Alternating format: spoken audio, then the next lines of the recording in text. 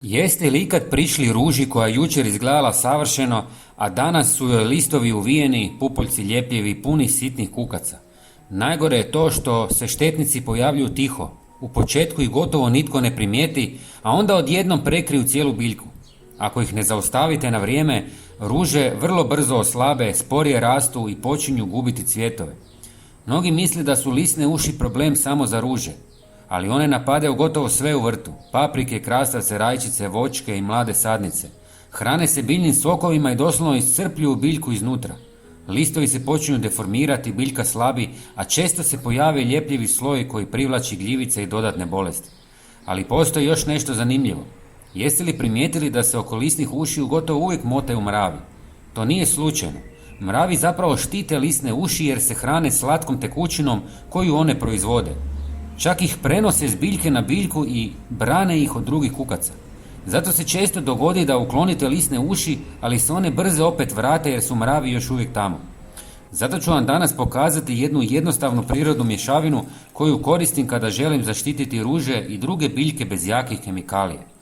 Prvo u posudu ulijem malo tople vode, koja pomaže da se sastojci bolje rastope. Zatim dodajem pola žlice cimeta. Cimet ima vrlo jak miris koji mnogi štetnici ne podnose. Osim toga poznat je po svojim prirodnim svojstvima zbog kojih se često koristi i u vrtu protiv raznih problema s biljkama. Nakon toga dodajem malo češnjaka u prahu. Možete koristiti i svjež češnjak ako želite. Češnjak ima intenzivan miris koji lisnim ušima smeta i zbog kojeg izbjegavaju biljke koje su tretirane ovom mješavinom. Upravo zato ga mnogi vrtlari koriste kao prirodnu zaštitu u vrtu. Sljedeći sastojak nemojte nikako preskakati. Naribati ću malo organskog sapuna koji pomaže da se mješavina bolje zalijepi za listove i stabiljke biljke umjesto da samo sklizne s površine. Tako tretman duže ostaje na biljci i djeluje učinkovitije. Sve ću ostaviti sat vremena da odstoji. Nakon toga procijedim tekućinu kako komadići ne bi začepili prskalicu.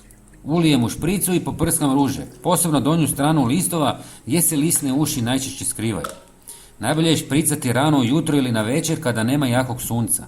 Tako biljka lakše podnosi tretman, a mješavina ima više vremena djelovati. Ako želite zdrave ruže puno cvjetova i bez lisnih ušiju, uradite ovo na vrijeme prije nego što se štetnici previše prošire. Napišite mi u komentarima da li imate problema sa lisnim ušima. Pozdrav!